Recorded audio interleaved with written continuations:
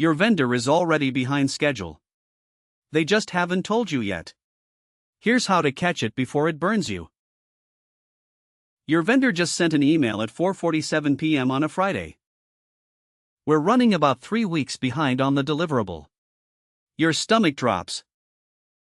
Monday morning, your sponsor is expecting a progress update, and you've got nothing but bad news.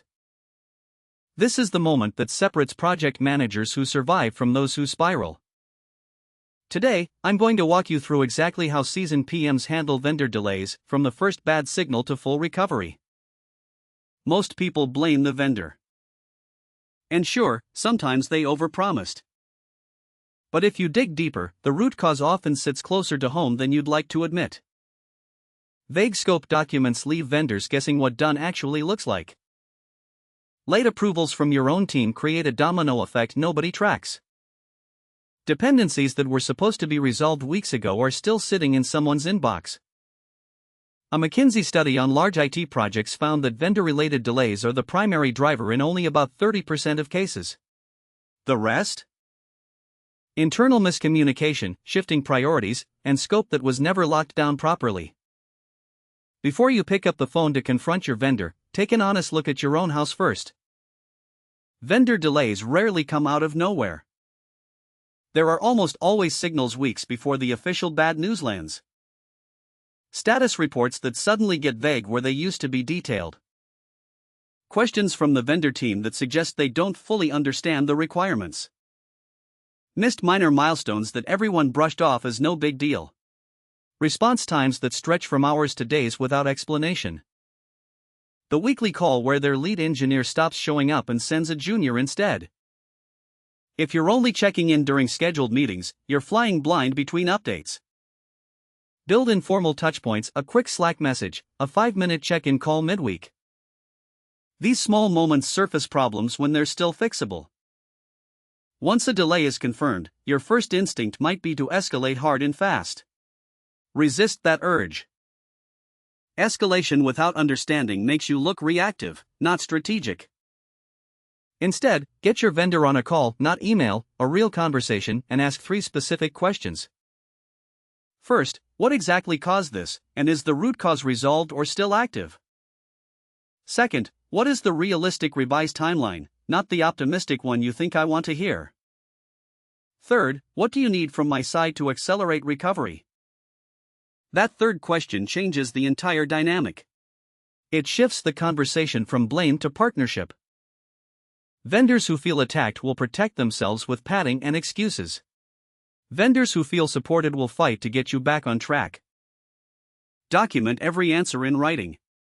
Send a follow-up email summarizing what was agreed. This isn't about trust, it's about creating a shared record that keeps everyone accountable. Now comes the hard part, telling your stakeholders and adjusting the plan.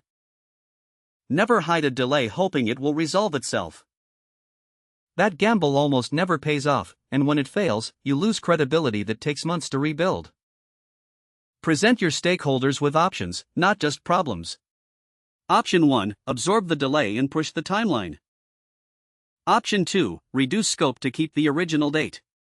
Option 3, bring in additional resources to compress the remaining work. Each option should include cost, risk, and what gets sacrificed. Let the sponsor decide. Your job is to make the trade-offs crystal clear, not to make the decision alone. Rebuild your schedule from the delay point forward. Add buffer where the vendor has already proven they struggle. Increase your check-in frequency from weekly to twice a week or even daily for critical path items. Create explicit stage gates, short milestones where the vendor must demonstrate progress before you greenlight the next phase. A lot of PMs get this part wrong during recovery mode. They turn into micromanagers overnight, and the vendor relationship collapses under the pressure. Accountability and micromanagement are not the same thing. Set clear expectations with defined checkpoints, then give your vendor room to execute between those checkpoints. If the delay was caused by something on your side, own it openly. That kind of honesty builds more trust than 100 perfectly worded emails ever will. Keep your tone firm but collaborative throughout the recovery. You want the vendor thinking, we need to deliver for this PM, not we need to survive this PM. After the crisis passes, schedule a proper retrospective. Not to assign blame, but to identify what both sides will do differently next time. Document those agreements and reference them in future contracts or statements of work. Here's your one action for the next 10 minutes. Open your current project plan and look at every vendor dependency on your critical path. For each one, ask yourself, when was the last time I had a real conversation with this vendor about progress, not a status report, an actual conversation? If the answer is more than 2 weeks ago, pick up the phone today. The best time to manage a vendor delay is before it becomes one. You've got this. And if this was helpful, subscribe so you catch the next one. That's a wrap, thanks for watching. If this gave you one idea you can use today, hit like and subscribe. See you in the next one.